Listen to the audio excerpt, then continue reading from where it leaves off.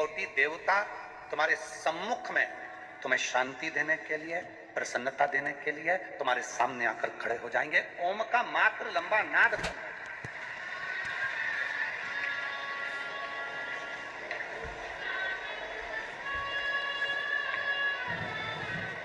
घर से निकल कर जा रहे हो, एक बार मुख से उच्चारण कर कर घर के जितने सदस्य उनके सामने बोलकर जाओ, श्री शिवाय नमस्तुभ्यं। घर में वापिस आ रहे हो, प्रवेश करते समय बोलकर जाइए, श्री शिवाय नमस्ते।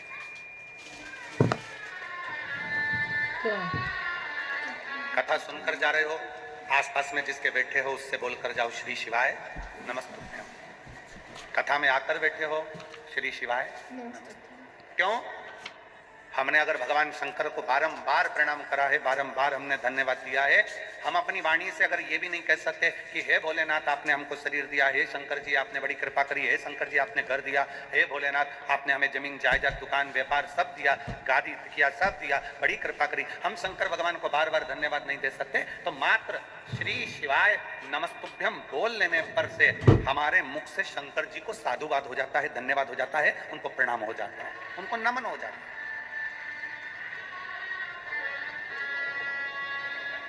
और श्री शिवाय नमस्तुभ्यं, श्री शिवाय नमस्तुभ्यं, श्री शिवाय नमस्तुभ्यं, श्री शिवाय नमस्तुभ्यं, श्री शिवाय नमस्तुभ्यं, श्री शिवाय नमस्तुभ्यं। हम जितना बार बार भगवान शंकर को नमन करते हैं, प्रार्थना करते हैं, विनय करते हैं, शिव हमारे करीब में, हमारे नजदीक में आता चले जाता है।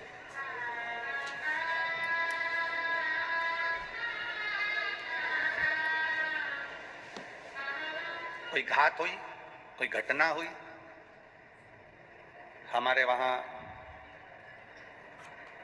एम्बुलेंस को बुलाने के लिए 108 नंबर लगाना पड़ता है। एक्सीडेंट हो गया, 108 डायल करिए, बुला।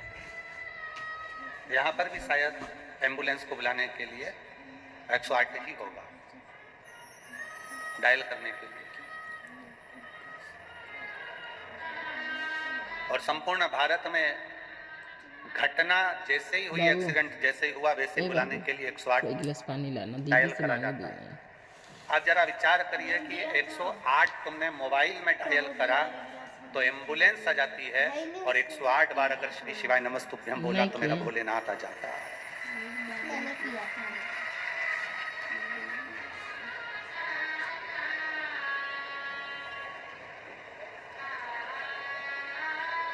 माला किसी की भी जपो, आप राम की माला जप रहे हैं, राम जी की जपें, आप भगवान कृष्ण की जप रहे हैं, आप कृष्ण की जपें, मां भवानी की जप रहे हैं, मां भवानी की जपें, आप दत्त की जप रहे हैं, दत्त की जपें। आपका जो इष्ट देव है आप उसकी माला जपें, मना नहीं। माला किसी की भी जपें, पूजन किसी का भी करे, पर उस माला में, उस मंत्र में, उस पूजन में मुख से एक बार शंकर का नाम श्री शिवाय नमस्तुभ्यं निकलना चाहिए, तो समझो कि तुम्हारी पूजन, तुम्हारा मंत्र, तुम्हारी माला भगवान ने स्वीकार कर। जिस पूजन में शंकर नहीं है, जिस अनुष्ठान में शिव नहीं है, वो अनुष्ठान कभी सफल नहीं होता। जैसे दक्ष प्रजापति ने शंकर भगवान को यज्ञ में नहीं बुलाया और यज्ञ करने के लिए तैयार हो,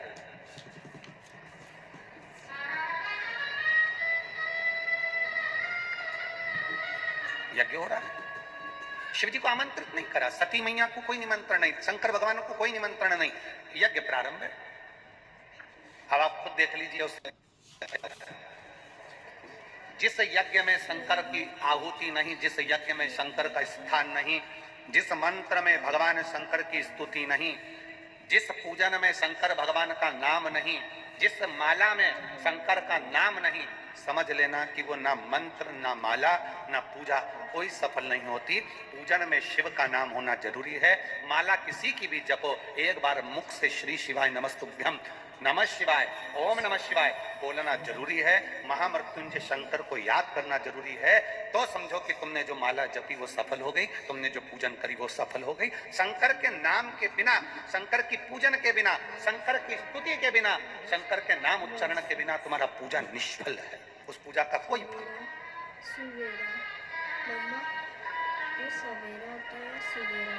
मंत्र किसी का भी जपो, राम जप रहे हो राम जी का जपो, भगवान कृष्ण का जप रहे हो कृष्ण का जपो।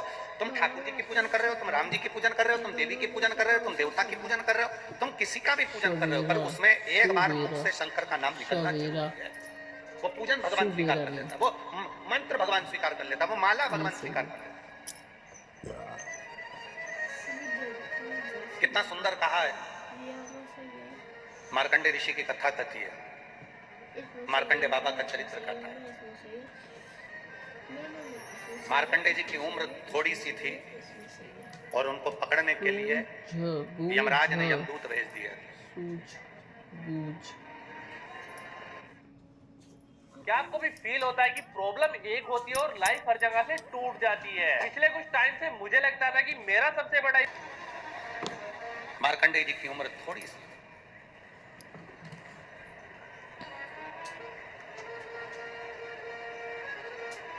थोड़ी सी उम्र में यमराज ने यमदूत भेज दिया, क्योंकि इनकी उम्र थोड़ी सी है, इनको मरना है, प्राण जाना है। मार्कंडे जी के पिता मार्कंडू जी ने अपने बेटे को सिखा दिया था कि शंकर की स्तुति करो, शिव का नाम लो। जब डॉक्टर बोल दे कि तुम्हारी अवस्था कम है, तुम्हारी उम्र कम है, डॉक्टर बोल दें कि तुम्हें मरना है, डॉक्टर बोल दें कि अब तुम्हारे प्राण जाएंगे, डॉक्टर बोल दें कि तुम्हारी उम्र कम है, तब एक काम करो कि शंकर की स्तुति करना प्रारंभ करो। मार्कंडू जी ने मार्कंडे जी से कहा, पिता ने अपने पुत्र से कहा कि शिव की शरण जा, शिव की भक्ति कैसे?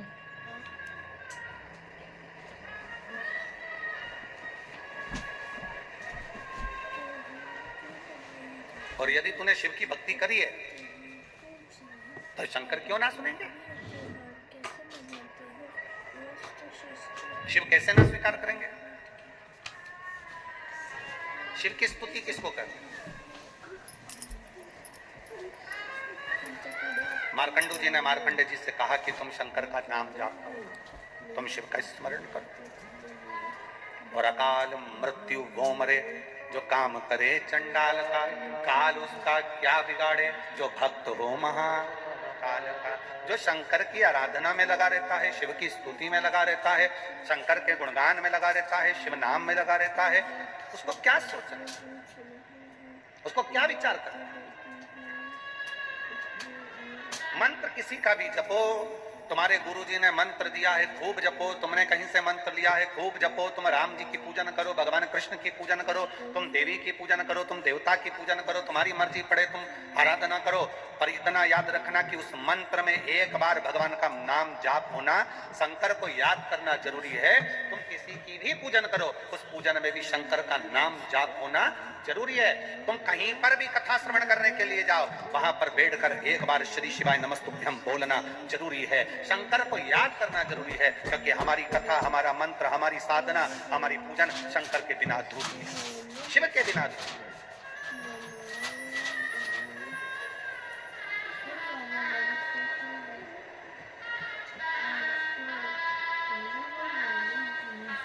हमारी मंत्र साधना, हमारे तप, हमारा बल शंकर के बिना अधूरा है। जब मार्कंडे बाबा का अंतिम समय आया, उन्होंने शंकर जी के शिवलिंग को पकड़ लिया। मार्कंडे बाबा का जब अंतिम क्षण आया, प्राण छूटने का समय आ गया, उन्होंने शिवलिंग को पकड़ लिया, शिवलिंग को पकड़ा। और कभी अपने मोबाइल पर, अगर कभी आप लोगों ने ये फोटो का दर्शन नहीं करा हो तो अपने मोबाइल पर भी दर्शन करिएगा कि मार्कंडे ऋषि के प्राण छूट रहे हैं। कभी गूगल पर सर्च मारना मार्कंडे बाबा का चरित्र या मार्कंडे जी की फोटो या भगवान शंकर, तो वो शंकर के शिवलिंग को पकड़े अंतिम क्षण में और प्राण छूटने जा रहे हैं। यमराज खड़ा, यमदूत खड़े,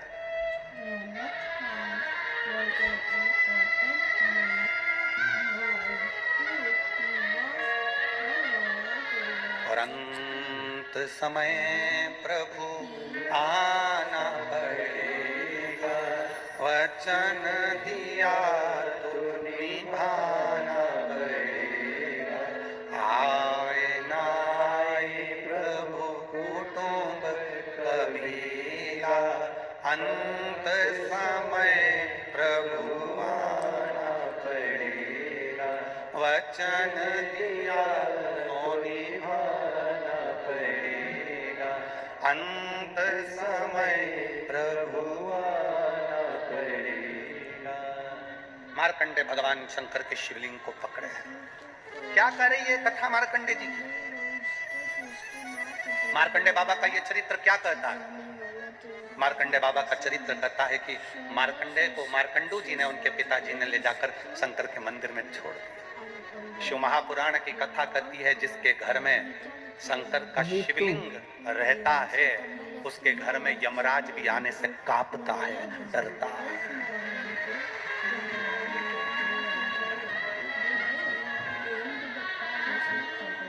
नवंबर दिसंबर में जो त्योहार मनाया जाता है देखो, तो सितंबर में क्या मनाया जाता है देखो। सितंबर में दिवाली मनाते हैं। यमराज भी आने से डरता है। मैं आई थी आज इस दिवाली। जिसके घर में शंकर का शिवलिंग है, अक्टूबर में इतने शिव भक्त बैठे हैं जिनके घर में छोटा काय का भी शिवलिंग हो, पाषाण का, लकड़ी का, चीनी का, पत्थर का, कांच का, काय का भी शिवलिंग हो घर में। शिवलिंग किस किस के हाथ उठाओ जरा, सबके है? बाद में बता देंगे। होना चाहिए। रुक जाओ। कोई तुमको कितना भी भड़का कर कह दे कि शंकर जी का शिवलिंग घर में नहीं होना चाहिए, शंकर जी का शिवलिंग घर में मत रखो, शंकर जी का शिवलिंग ऐसा मत करो, आप दिल से अगर मान लो तुम्हें कहीं जाना पड़ गया, तुम्हें कहीं जाना है, मान लो तुम रजो धर्म से हो गए, भगवान की पूजन नहीं कर सकते, तुम्हारे घर में कोई नहीं है पूजन करने वाला, या तुम्हें कहीं जाना है 1 महीने के लिए, 15 दिन के लिए, 20 दिन के लिए, 7 दिन के लिए, 6 महीने के लिए, 1 साल के लिए, 2 साल के लिए भी कहीं जाना है, तो तुम्हारे घर में जो शंकर भगवान का शिवलिंग है उस शिवलिंग पर एक चावल का दाना, एक बेलपत्री चढ़ाकर तुम्हारी मर्जी पड़े 1 साल, 6 साल, 2 साल, 4 साल, 6 महीना, 8 महीना के लिए कहीं पर भी जाओ, शंकर कभी बद्दुआ नहीं देते, शंकर कभी श्राप नहीं देते, शिव कभी श्राप नहीं देते, कभी भी नहीं।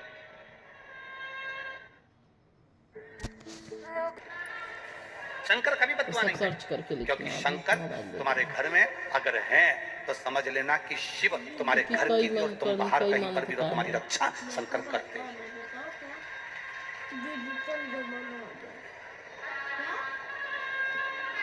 देखो सितंबर, अक्टूबर में भी नवरात्रि आती है, नवंबर में छठ पूजा आती है, शिव रक्षा करते हैं। तो ऐसे सब लिखना है।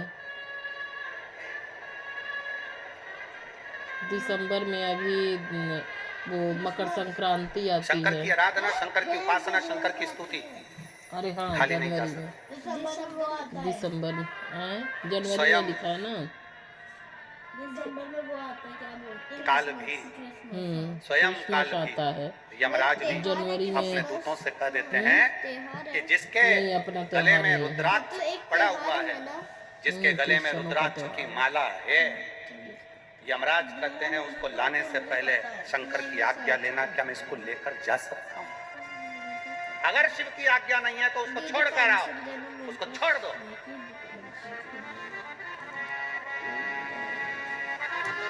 शिवाज्ञा के बिना मेरी जीजियों, मेरे जीजाओं, मेरी बेटियों, बेटाओं, मेरी माताओं, मेरे भाई, मेरे बंधु, आपके गले में कोई कहता है क्या स्त्रियां रुद्राक्ष पहन सकती हैं? क्या लड़कियां रुद्राक्ष पहन सकती हैं? क्या लड़के रुद्राक्ष पहन सकते हैं? क्या बुजुर्ग रुद्राक्ष पहन सकते हैं? क्या पुरुष रुद्राक्ष पहन सकते हैं? क्या नारियां रुद्राक्ष पहन सकती हैं? शिव महापुराण स्पष्ट शब्द में कहती है, माँ जगत जननी माता पार्वती भी रुद्राक्ष की माला धारण करती है, माँ सती गले में रुद्राक्ष धारण करती है, माँ उमा अपने गले में रुद्राक्ष धारण करती है, माँ कात्यायनी अपने गले में रुद्राक्ष धारण करती हैं, माँ कुष्मांडा अपने गले में रुद्राक्ष धारण करती हैं। शिव महापुराण की कथा कहती है कन्याकुमारी में भी माँ कुमारी भी रुद्राक्ष धारण करती है, मतलब कुमारी कन्या भी रुद्राक्ष को पहन सकती है, स्त्री भी रुद्राक्ष को धारण कर सकती है, पुरुष भी रुद्राक्ष धारण कर सकता है, बेटे भी रुद्राक्ष धारण कर सकते हैं। ये रुद्राक्ष हमको बल प्रदान करता है, शक्ति।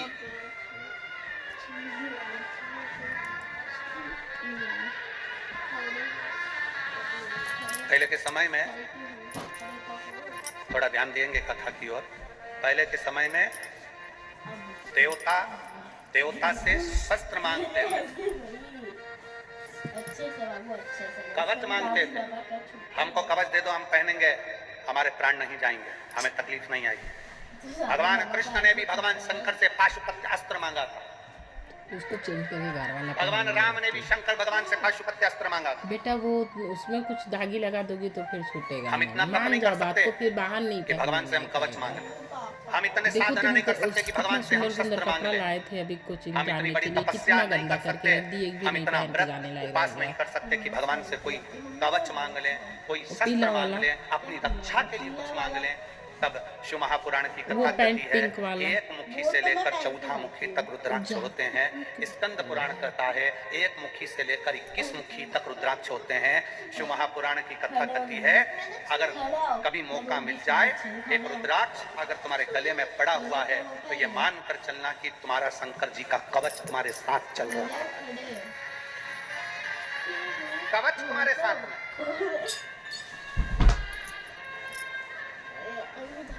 खड़े हो गया, हो गया।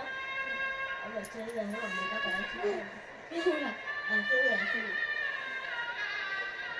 और कभी योग संजोग से आपको मिल जाए सीहोर का रुद्राक्ष, कभी बाबा की कृपा हो कुबेरेश्वर धाम पहुंच जाए, सीहोर पहुंच जाए और रुद्राक्ष मिल जाए, प्रयास करना है। तू जितने प्रयास। साल की है?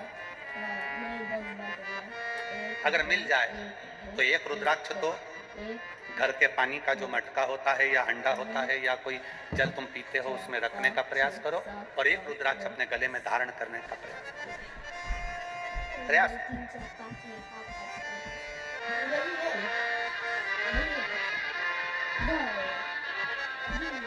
और मेरे भोले तेरा सहारा है, मेरे भोले तेरा सहारा है, मेरी नैया का तू किनारा, मेरी समझ जब आपको का तू किनारा।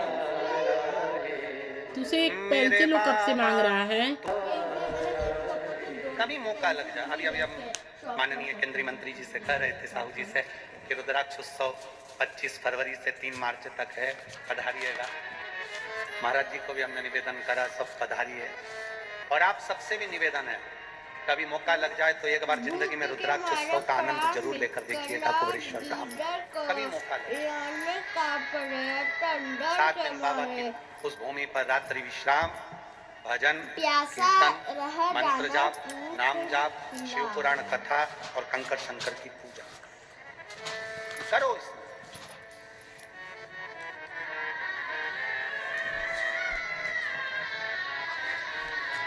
शिव भक्ति। मार्कंडे ऋषि का चरित्र कथा है, मार्कंडे बाबा की कथा कथी है। मार्कंडू जी कहते हैं मार्कंडे से शंकर के शिवलिंग का पकड़कर स्मरण कर। फुटबॉल। और मेरी जीजियों, मेरे जीजाओं, बेटियों, बेटाओं, मेरी माताओं, आपको बहुत बहुत धन्यवाद देता हूं जो आपके घर में शंकर का शिवलिंग है, आपकी रक्षा करने वाला शिव आपके घर में। एक पत्र है, नीलकंठ।